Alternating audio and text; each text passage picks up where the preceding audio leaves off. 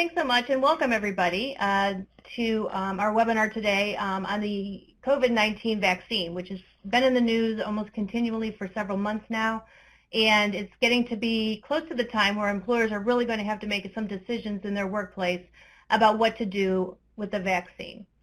Today we are going to be looking at some of the challenges of making the vaccine mandatory, some alternatives that you can do for your workforce, and just some practical considerations.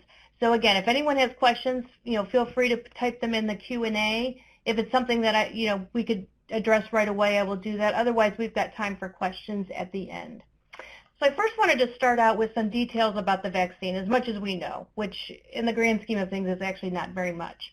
Throughout 2020, starting with the shutdowns in March, I think we continually heard the phrase, when we have a vaccine, and then it's typically something like, we'll be able to reopen, or children will be able to return to school. It's long been touted as the solution to our COVID-19 problems. I think it remains to be seen whether that will be true, but certainly it is going to have a significant change on our lifestyles and work styles once it is widely available and has been widely administered. The FDA has authorized multiple pharmaceutical companies to distribute the vaccine under what they call an emergency use authorization. And what a EUA is the FDA may allow the use of unapproved medical products, such as a vaccine, in an emergency to diagnose, treat, or prevent serious or life-threatening diseases when certain statutory conditions have been met, including that there's no adequate, approved, or available alternatives. And so that is how the vaccine has come to market in the very quick manner that it has. It has not been officially approved or technically approved by the FDA, but the FDA has allowed it to be distributed under the emergency use authorization. I'm not sure if the technically unapproved status has anything to do with how employers will engage with the vaccine, but it may make some of your employees a little more leery about getting it. Thus far, the vaccines have been given in 2 steps, an initial dose and then after a period of time, a second dose. It does appear that a one-step vaccine is nearing completion, but it has not been authorized yet. At this point, states are responsible for developing their own vaccination protocols and distribution plans. Those have been of mixed success. Here in Ohio, and I think for many, if not all other states, it's been a very slow and disorganized process. And I think what states have generally done is divide groups into priorities. And first priority was healthcare workers, first responders, those kinds of jobs. I think we are in the second phase, which is an effort to vaccinate the elderly. And I think that's going to take a while. I remember registering with the vaccine with my local health department. I'm in the last group, which is sort of everyone else who hasn't been vaccinated at that point. And I sense that the vast majority of your employees will be in that situation as well, unless you are a healthcare provider or a healthcare employer. So let's talk about some specific issues that are going to raise their head with respect to the vaccine and employers' efforts to get their employees vaccinated. And I think the biggest question everybody has is, if you don't get the vaccine, can you be terminated? Can you lose your job? The short answer is yes. Employers at this point are able to mandate the vaccine for all of its employees. I sense that at this point it does include public employers. I sense that might not be as smooth of a rollout as we might otherwise expect. I expect some challenges to that. But at this point, there has been no issuance, no statute, no regulation, no guidance saying that employers cannot mandate it for their employees. In fact, the guidance that we have received so far from the EEOC, it doesn't say outright that employers can mandate the vaccine, but it is clear from the context of that guidance that employers may require their employees to receive the vaccine. So that's, I think, good news for some. We'll talk a little later about just because you can doesn't necessarily mean you should. And in any event, while an employer can require it, there are going to be several significant caveats to that we're going to talk about in just a moment. And as a practical matter, I think employers would find getting to 100% vaccination of their employees to be difficult, if not impossible. So let's take a look at things you're going to need to think about if you decide to require the vaccine for your workforce. There's three methods by which the vaccine can be obtained, and I think there's a few caveats for employers here as well. One, the employer can provide it, and that's typically, I would like to see that typically confined to healthcare providers who have the people with the expertise. To the extent you are not a healthcare provider, I would not take it upon yourself to administer the vaccine if you could even obtain enough supply for your workforce. The second is administered by a third party, and I think employers are generally comfortable with that. If you have, say, a flu shot rollout, most times you're going to bring in interim healthcare or one of those companies to do that for you. And the third way is to require the employee to obtain it and provide documentation to the employer. Frankly, I think 2 and 3 are really the only viable choices for most employers. And if you want, completely sort of hands-off, stress-free, the third would be the way to go. Now, a lot of this is going to be tempered by availability and demand for the vaccine, but these are the three methods by which you can require your employees to obtain the vaccine. There are some issues that will arise if you decide to require the vaccine. The first is issues under the Americans with Disabilities Act.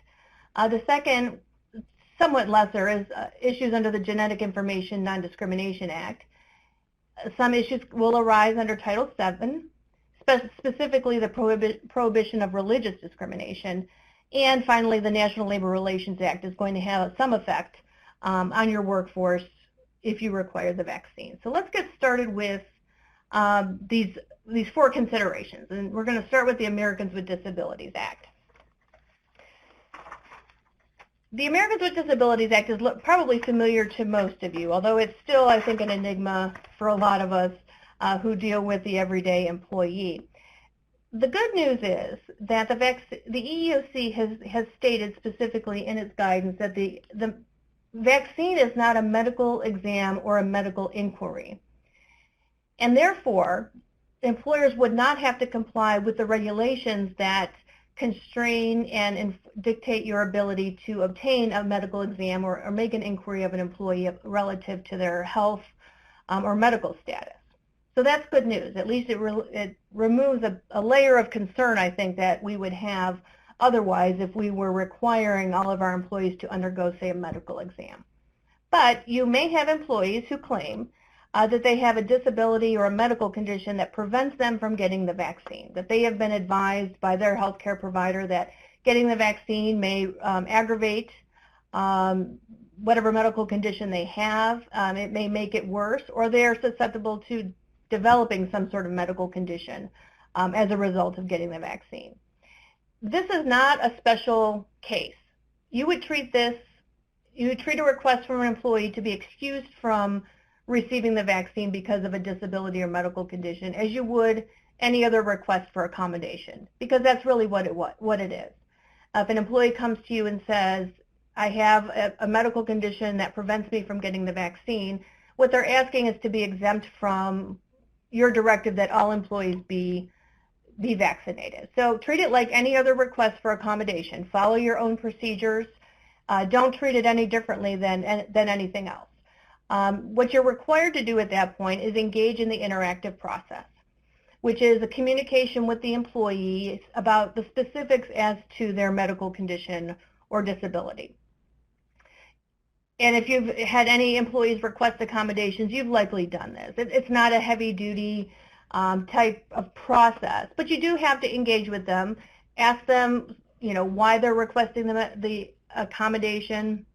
You can request medical documentation from them, specifically from their doctor, demonstrating why they have a need for this accommodation, and you should do that. As we'll see a little bit later, I think there's going to be a lot of people very leery of getting this vaccine, medical condition or not. So I think it's incumbent upon employers that if you're faced with a request for a reasonable accommodation, that you do ask for documentation of that underlying medical condition. If it turns out that the employee can truly not get the vaccine without harm to themselves, you have to make a choice about, if they don't get the vaccine, will that unvaccinated employee pose what's called a direct threat to others in the workplace. That's a very specific inquiry. You're going to have to look at their job duties. Who do they interact with? Do they interact with the public? Do they interact with coworkers? Are they in a position that they would expose others to COVID-19? It's going to be a high burden. Direct threat is a high burden, as it's meant to be. And so you have to really take a very close look at the specifics of this case. Now, accommodation may mitigate the risk if somebody is not going to be vaccinated. You can transfer them to a position with less human interaction. There are jobs, usually they're going to be office-type jobs, but other jobs where they don't have to interact with people all that much. You can require them to continue to wear a mask and maintain social distancing. You can require them to, disinfect their areas and that type of thing. That may be an alternative. Now, if this employee is someone who works a front line, say in a fast food restaurant, or is a server, or someone who interacts with the public quite a bit, it may be that transfer to another position may be the only thing that can occur. But this is all very case by case. There's not going to be any sort of hard and fast rules about that, except that you do have to make an effort to see if the employee can be accommodated. Keep in mind that the masks and the social distancing in the workplace have been, by and large, been successful. With the exception of some food processing plants, we have not seen any outbreaks really from workplaces. So it may be that the requirement to continue the mask wearing and the social distancing might be an appropriate accommodation for a lot of employees. But again, you really do have to take each case as it comes. And with respect to the ADA, do make sure that the request for accommodation and the desire not to get the vaccine is actually rooted in some medical evidence. So the next caveat to requiring the vaccine, not a huge one, but something we felt we should discuss a bit, is the Genetic Information Non-Discrimination Act. Now, there are likely plenty of you who have never had to deal with this in your workplaces, and it may not be an issue here. But when you do engage with employees about the vaccine, don't solicit information that might reveal the family history of a disease or a genetic component or cause. So that can occur in the interactive process and the request for medical documentation. You always want to, give employees the directive that they are not to reveal anything that would reveal those types of things that are prohibited under GINA. It might be difficult. You can't really help when people sort of volunteer that information. But if you do receive that information, there are some steps you would need to take to sort of protect that. But start by being explicit. Rather than just not requesting it, be explicit that you don't want to receive it. All right, the second big area I think we're going to see with the vaccine are issues that are going to arise under Title VII, specifically the prohibition of Title VII against discrimination on the basis of religion. Some employees may refuse the vaccine on religious grounds. Christian Scientists probably would. There's other religious groups or sects that have prohibitions on these types of medical treatments, and they may approach you, or they will likely approach you if you make it mandatory and say that their sincerely held religious beliefs do not permit them to receive the vaccine. Again, as with the ADA, you should treat that refusal as any other request for reasonable accommodation of a sincerely held religious belief. So if someone has come to you in the past and say, I can't work on Sundays because it's my Sabbath, and you've undergone the interactive process to see if they could be accommodated, that's what you do here. Again, because it's the vaccine does not mean at all that it's anything specific or special. you can, as part of the interactive process, inquire into the basis of their religious belief. You may make, as an employer, you may make a limited inquiry, but you can't require any specific type of proof. You can't say to the employee, show me in the Bible where it says you can't get the COVID-19 vaccine. Show me in your religious teachings or sermons where it has said that. Let me talk to your pastor and see where that comes from.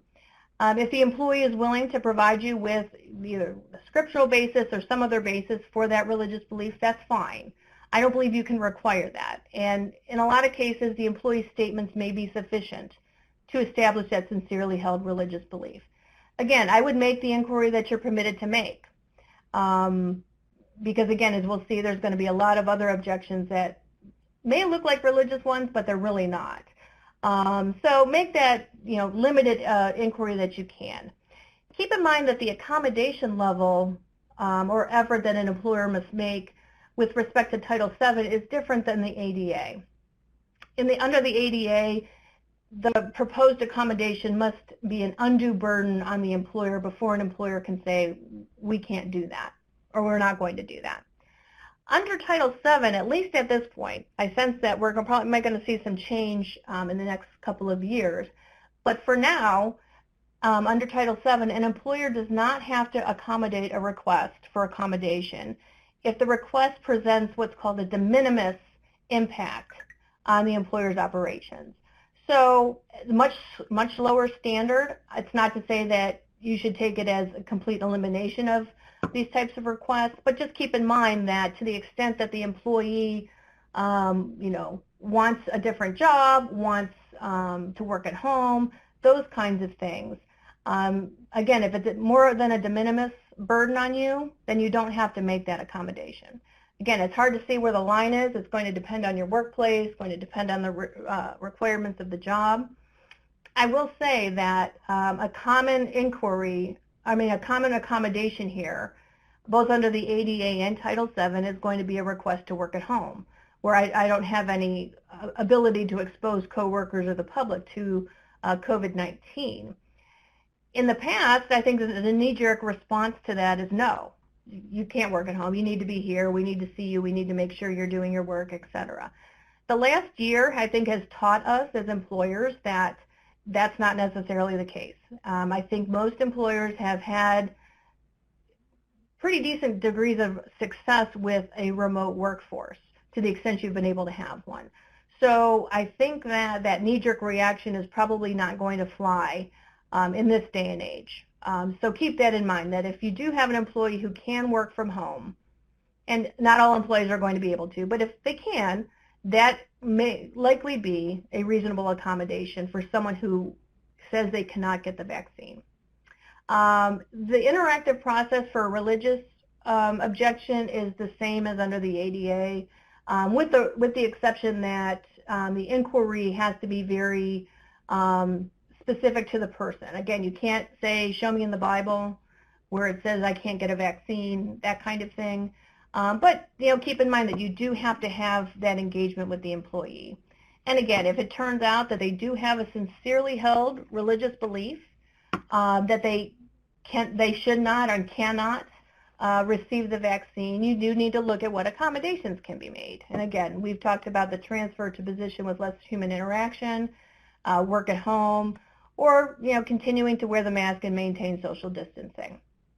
I will say that I have seen commentary that even with the vaccine, we may not see the end of the mask wearing and the social distancing, which I think is a great disappointment, because I think we all thought that it would be a type of Shangri-La if we had this vaccine. But we've seen, at least in the past couple of months, mutations of the COVID-19 virus, and so I think that those circumstances are probably going to make eliminating the mask and social distancing requirements kind of wishful thinking, but we will see.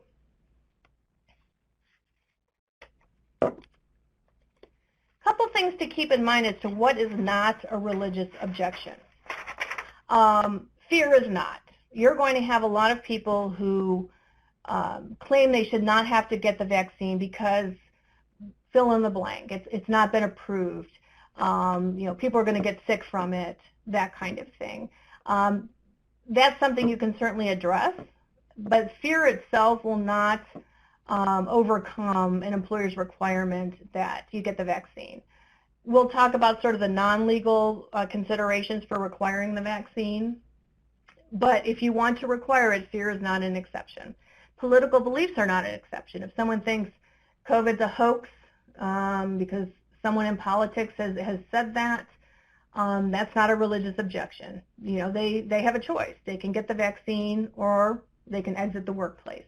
But simply because they have a political belief that they should not be required to get it is not going to be sufficient to prevent them from having to get it. To me, the biggest issue here is the specific anti-vaccination beliefs that quite more people than I would have thought have. A lot of times these are very passionately held. They are supported with what the holder believes is excellent evidence. So it's going to be a seductive argument sometimes that someone who has these beliefs should not have to get the vaccine. Again, that's not something that will overcome an employer's ability to mandate the vaccine. So keep that in mind. To me, this is going to be one of the sort of poisons that come into the workplace if you do decide to require the vaccine. And lastly, personal preference. I don't think I need it. I don't like needles. I don't think, it's going to help me. I think it's going to make me more sick. I just don't want to do it. Again, the employee is going to have a choice if it is required. So it's not that personal preference is going to overcome the employer's mandate. But I suspect that employers who do require the vaccine are going to see an enormous amount of inquiries, pushback, those types of things from their employees. I think there's a lot of misinformation out there about the vaccine, a lot of very passionate people on both sides, and to think that's not going to sort of permeate your workforce, I think is probably wishful thinking. Okay, the last area I want to look at with respect to challenges of requiring the vaccine is the National Labor Relations Act as well as State Employee Relations Act, which sometimes with respect to these topics have similar provisions. If you have a unionized workplace, mandating the vaccine for all employees would be a term and condition of employment, and as such, it must be bargained about. So you do have to not necessarily get consent from the union, but on an issue such as this, you will have to at least bargain with them. Again, the passionate thoughts about the vaccine would likely make this more difficult because, the union is going to be getting the same type of objections that you're largely getting. And so those are going to manifest themselves into arguments against mandating it. But to me, there's no way around that. If you're going to require it, this is certainly a term and condition of employment. And under the National Labor Relations Act, concerted protected activity under Section 7 might complicate your efforts to make the vaccine mandatory. Now, Section 7 applies to both union and non-union workplace, and simply put, it defines concerted protected activity as two or more employees who, sort of cooperate or band together to address issues of, terms and conditions of employment, wages, any, conditions in the workplace. That's a very sort of scientific definition of it. And again, remember, it applies to both union and non-union workplaces. A lot of times when I bring up Section 7 of the National Labor Relations Act, I get the very quick, oh, we don't have unions here. And that's a big mistake. Non-unionized employees are entitled to the same protections under Section 7 as unionized employees. But simply put, and specific to this particular issue, Section 7 would protect organized or coordinated opposition to a vaccine mandate amongst employees. So if you have a group of employees who is meeting, who is drafting, statements to management or lodging protests on behalf of either some or all of the workplace, that's protected activity. It doesn't necessarily mean at the end of the day you have to make the vaccine optional, but you cannot retaliate against the employees for engaging in this activity. Now, the actual vaccine itself is it's always a difficult thing. How do you separate out what is protected versus non-protected activity? The NLRB in the last couple of years has made that a little bit easier. But before you decide to take action against someone or a group because they won't get the vaccine, but they've engaged in this type of activity, you want to proceed very, very carefully so that you're not inadvertently raising a claim under the National Labor Relations Act simply because of the protest rather than the refusal itself. So some other considerations that may or may not pop up.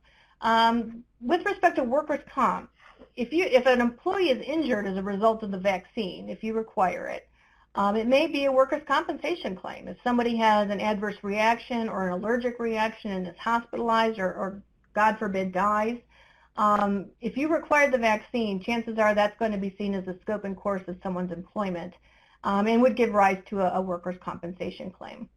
If you make it optional, I think there's a better argument that it's more of an employee's choice.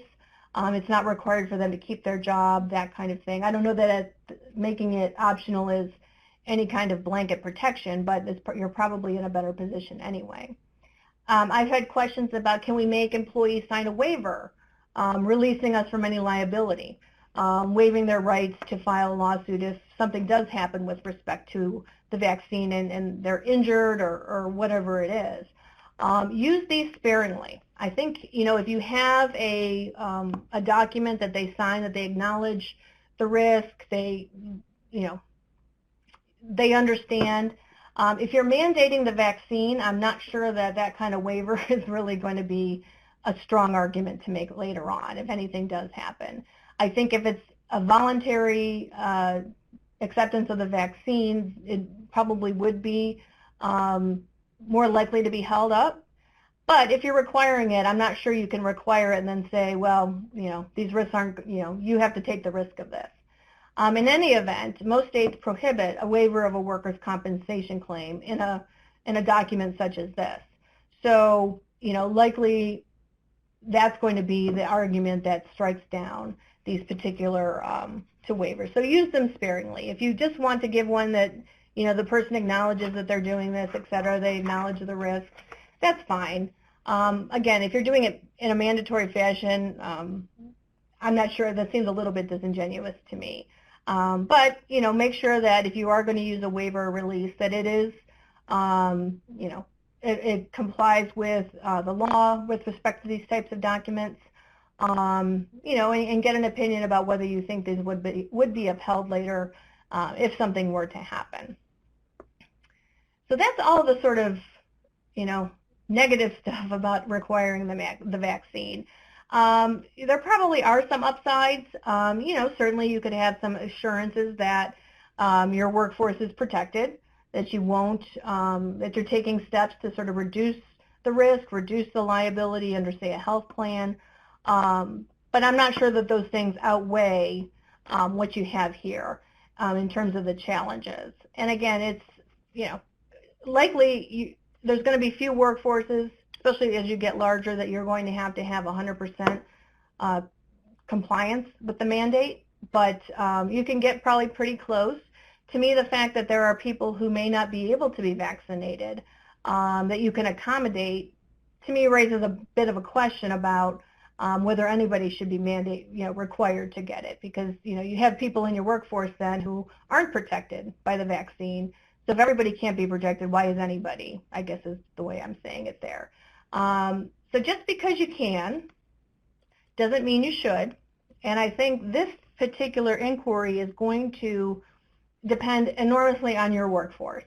Obviously, the larger that you are, I think the more challenges you would have to making the vaccine mandatory. We've seen several, sort of mid-sized, larger employers in this area announcing that they're going to make it voluntary. And there's some ways that you can sort of get the best result from that. And most of the employers I've talked to are not planning to make it mandatory. It's going to be voluntary. There's going to be some incentives or some encouragement. But I think a lot of employers are seeing that it's not quite the easy thing that we might think in the beginning of this process. So there's some alternatives. If you want to make it voluntary, encourage it. you can always encourage it. You can educate your workforce about the vaccine, its safety and effectiveness. The CDC and the FDA's website are full of, almost too full, of information about the vaccine that you can, direct your employees to, provide it to your employees. There are going to be employees who will never be convinced about the safety of the vaccine. There are always going to be some who think, some sort of microchip is being inserted and it's going to track them all over, or they just, aren't sure that it's been tested enough and they're not willing to take that risk. But if you do educate, you may get some people come around. You can have specific education about how the workplace will benefit, that will be, much less likely to have outbreaks. We may, depending on the guidance as it comes along, we may be able to discontinue the mask and social distancing, at least in some scenarios. And I think employees will welcome that. I think, we've all gotten used to the masks, but at the same time, I'm not sure anybody loves them. So that might be something that the employees can say, hey, I'm willing to do that. I think employees will be looking to all other employees as to what they're doing. If they see that very few are going to get vaccinated, they may think, well, what's the point then? So I think if you, again, provide this education and encouragement, that may go a long way. The other large area that you can do is incentivizing. Several corporations have announced that they will provide incentives to their employees to encourage them to receive the vaccine. And I'm sure there's more than this, but these are the four that I think are mentioned the most. Dollar General, and notably all of these companies have large number of employees. Dollar General is giving employees 4 hours pay to receive both phases, so 2 hours for each. That would be travel time, waiting time, returning to work time, whatever it is. Aldi is the same, and they will cover the cost of the vaccine if necessary. I think the thought is that most health plans will cover it, but Aldi has said if you don't have our health coverage or there is some cost associated with it, we will pay that for you. Trader Joe's, again, the 4 hours pay. And Instacart is, when I think of incentivization, this is actually what I think of, some sort of cash payment. Not a bribe, an encouragement. They are providing $25 to each employee who voluntarily gets the vaccine. Now, the thing to remember about those types of incentives, I think reimbursing them for their costs of the vaccine and the time they have to take to receive it, I think that's good, and I don't think anybody would ever challenge that. If any of you remember the EEOC's wellness rule, it had kind of a tortured history, and it was eventually taken off, and I think they've reissued one. One of the huge issues in that guidance was that how voluntary is something when the incentive is very large. And so if your incentive is something like, we'll pay each employee $1,000 to go get the vaccine, that would, I'm sure, create much joy in your workforce. But then at the same time, is that such a large incentive that you're really, people who would otherwise not choose to do it would choose to do it to get that incentive? I'm not sure that that's really going to be a viable argument anymore. Frankly, I don't think anyone's going to be offering $1,000 incentives. And the $25 incentive offered by Instacart is probably not going to, sway anybody who doesn't want to get it in the first place. But take a look at that. And so what you're left with as an employer is a couple of things that you need to do, I think, from here on out. Right now, it's sort of, an academic conversation because the vaccine is not very widespread, and I would assume that most of your employees have not, unless you're in healthcare or a similar field, first responders, that type of thing, most of your employees probably have not gotten it and don't have the opportunity to get it anytime soon. But the day is going to come at some point, probably I assume in 2021, that the vaccine will become available to all. And so there's a couple of things that you should do right now to sort of get your workplace in order. One, make the decision. Are you going to mandate it, or are you going to make it voluntary with some incentives? Either way has its benefits. I think either way has its downsides as well. So you need to look at your workforce. If you have a workforce that is sort of very engaged, very active, very quick to speak up when they don't agree with something, you may find it a harder sell to make it mandatory. If you're smaller, it might be easier to make it mandatory. Again, every workplace is different, and you know your employees the best. So, make that decision right off the bat. Are you going to require it or not? Chances are your employees may be asking at this point. So if you have a consistent message to give them, I think that's even better. I would recommend that you put a policy in place, whether it's mandatory or voluntary. What's the policy? If it's mandatory, how's this going to go? What are going to be the effects if people don't? What about people who need accommodation? And if it's voluntary, it'd be like, what are we going to do to encourage you? What's the process you need to take to document it, that kind of thing. But put something in place that your employees can refer to. And so there's no misunderstandings about this. I mean, those of you who deal with employees on a daily basis know that people tend to hear what they want to hear. So if you put it in writing, as with other things, that's always better.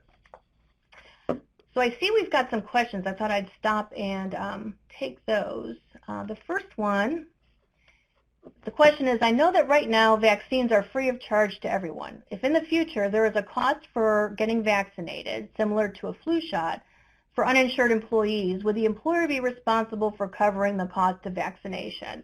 I don't know that necessarily would be the case. To the extent that there's a cost that's either not covered by a plan or the person doesn't have insurance, I don't see that an employer would have to make an exception for that they can require the employee to get that even though they are not vaccinated. To me, it's if you as an employer require employees to purchase equipment, supplies, whatever it is, I don't know that this is any different. So that would be my guess unless we see some guidance otherwise. So Shoshana, if that hasn't answered your question, just follow up here and I'll get to it. Next question is, what if the employee has a positive antibody test? I know of a person who still has positive antibodies 11 months after infection. Can this be a reason for exemption? At this point, I'm not seeing any guidance on that. And I think there is not a lot of evidence about, one, the positive antibodies, and two, how long they will last. So it may be that is not going to be a reason for exemption. But I think as we see the vaccine becoming more widespread and widely available, we may see some guidance on that. But my sense would be that that may not have an effect at all as to whether it's mandatory. So Christina, thank you for that question. If you do have any follow-up to that, just put it in the chat here. The next question is, if an employee gives medical care, such as nursing homes, EMS, et cetera, refuses the vaccine, can they have an allowed work comp claim for COVID-19? So as I understand the question, Cindy, it is if you have an employee who refuses to get the vaccine and then they contract COVID and they claim it's in the workplace and therefore they want to file a workers' comp claim. I don't know that would be any kind of special treatment for that claim. Ohio's workers' comp system is largely a no fault. So I think if somebody doesn't want to get vaccinated but then they get COVID-19, aside from the poetic justice of that, I think they would get a workers' comp claim if they can demonstrate that they contracted it through work. And that's usually, I think, been the challenge for employees who have wanted to say, I got it at work, and therefore it should be a covered workers' comp claim. So I don't think there will be an exception, but to me, you have the same arguments you would have in any other COVID-19 workers' comp claim that, they didn't get it here. That kind of thing. And you can also point to all of your other employees are vaccinated. So and typically I think your residents are going to be vaccinated, say for a nursing home. So they may have a difficult time making that case to the Bureau of Workers' Comp.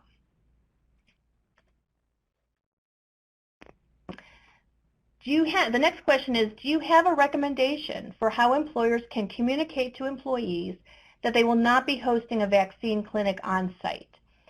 And I think that's a good question. And I think when you decide whether you're going to be making it mandatory or voluntary, and you communicate that to your employees, you can communicate to them how you're going to require, if someone's going to get vaccinated, what you're going to do to document that. And if you're going to, for instance, allow them to just go to their wherever clinic, doctor, health department and get the vaccine themselves and just provide documentation, that's where I think you can make clear that it's their responsibility to do that.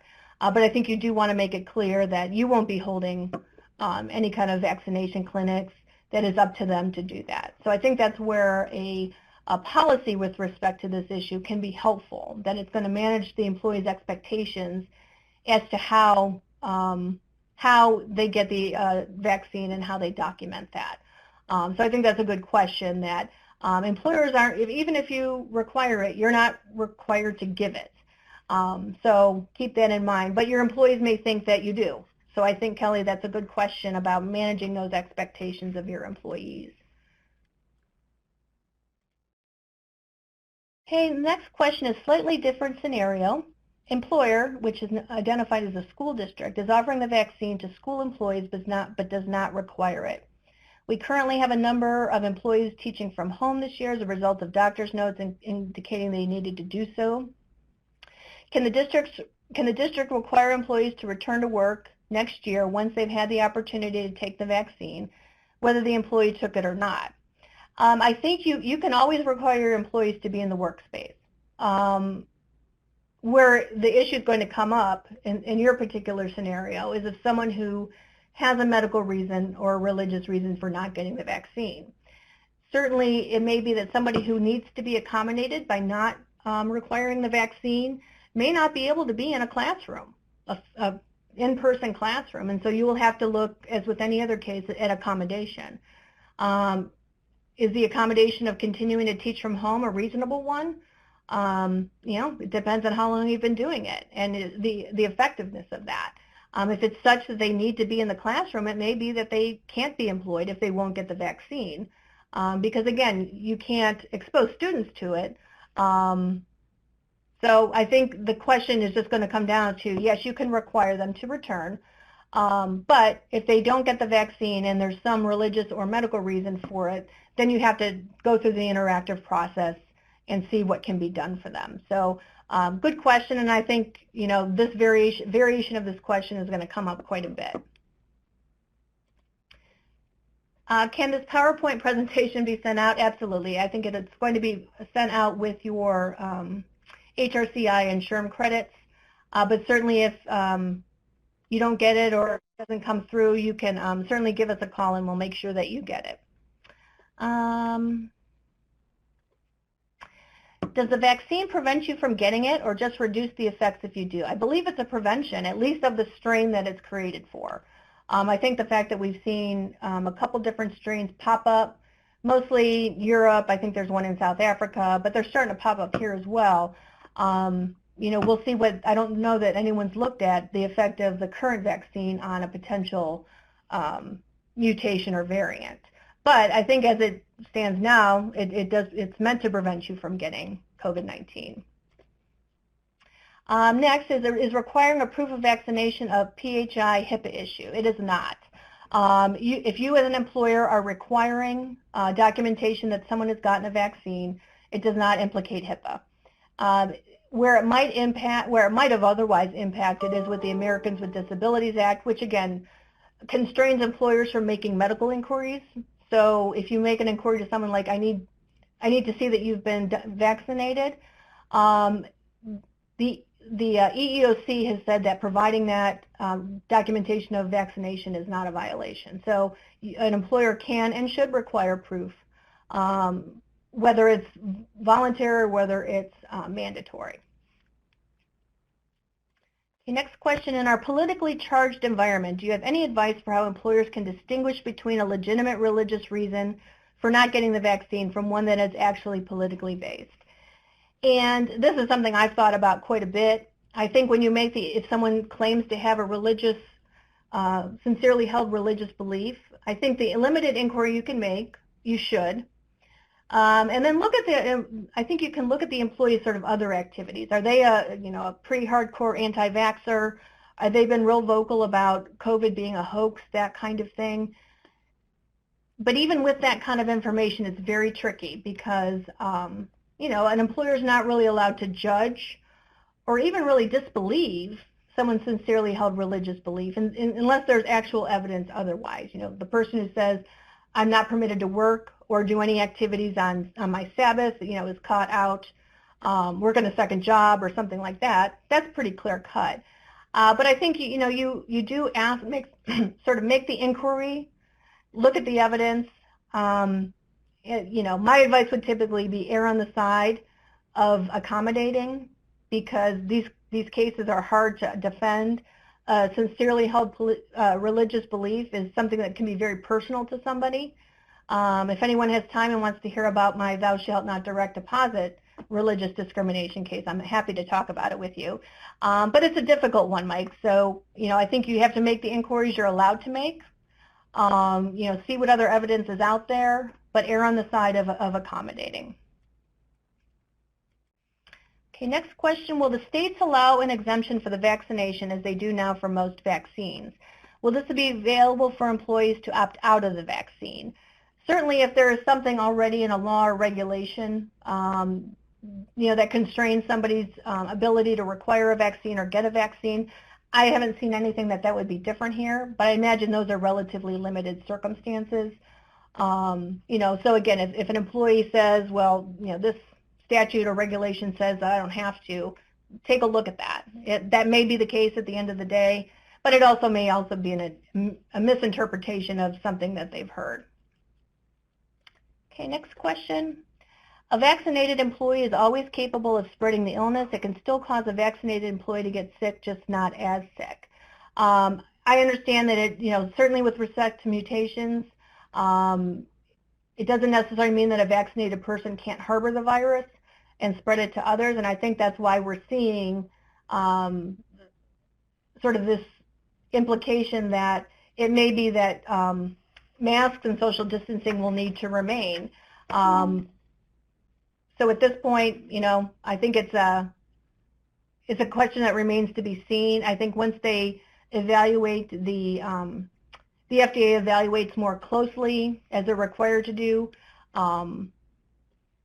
they may find differently. But for now, I think we're taking the position that it will prevent it in an employee, but not necessarily for others. Okay, and then also, if vaccinating all employees, it is recommended that we stagger the schedule because the vaccine can cause some people to have an illness from the body trying to build antibodies. One of the 4 lead doctors for Ohio's program got too sick to work for 2 days, so call-ups might be a problem if all vaccinated together. You cannot cut COVID-19 from the vaccine in any way, but the side effects to build antibodies can be different, and I think that's a good point. Again, I think a lot of the evidence we're seeing now is sort of anecdotal, because it hasn't been widespread enough, the vaccine it is, and to see what's really going to happen. So that's a consideration. If you have a large workforce and you're requiring the vaccine, try and stagger it. As a practical matter, you may have to, just from supply and demand issues. But even then, it's, spread it out if you're able to. And if it's voluntary, I think you can just leave employees to their own devices. If you're not going to host a clinic, they can time it on their own however they would like to. Hey, are there any issues due to the fact that the vaccine has only been approved on an emergency use basis? That was my question when the vaccine was first released. I have not seen really any guidance that implicates the emergency use authorization issue. I think the accepted wisdom is that it's safe, it's effective, and the emergency use was just moving up the approval. I can see legal arguments later on, especially if someone's injured by the vaccine, that we were negligent because we gave it out without being completely vetted and approved. But at this point, I have not seen that, and I think the arguments about the emergency use authorization that I saw in the beginning have largely gone away. So at this point, I wouldn't say that there's any issue based on that emergency authorization status. All right. Any other questions? Give you a minute or two to put those up if you'd like. certainly if you have questions after this, if you take it back to your workplace and questions come up, let us know. My contact information is on the PowerPoint that you'll be getting. So feel free to call, feel free to email, let us know. We're all happy to help. If you need guidance or assistance with drafting a policy or even just making the decision about voluntary versus mandatory, we're certainly happy to help. This is not an issue that I think is going to be easily resolved or finished. I think we're going to still be seeing issues throughout 2021. I have a sense that this is going to be something like the flu shot, that maybe you need to get something every year to guard against the alternatives and the mutation. So, again, we're in this for the long haul. It's been almost a year now. So, while it should be old hat, all these issues, I know for a fact from my perspective and for a lot of my clients' perspective, it's still kind of a day-to-day thing. So with those issues, we're here to help. So let us know. Let's see, just make sure I got all the questions here. Loretta, if you want to, I see that you put a question about a sample. Let me know. Send me an email. I'm happy to talk about that with you. But if there are no other questions, thank you everybody for attending. I hope you found this to be helpful, at least in the first piece of education about the vaccine. But again, there's going to be questions, there's going to be things that come up, and we're here to help. So thanks everybody.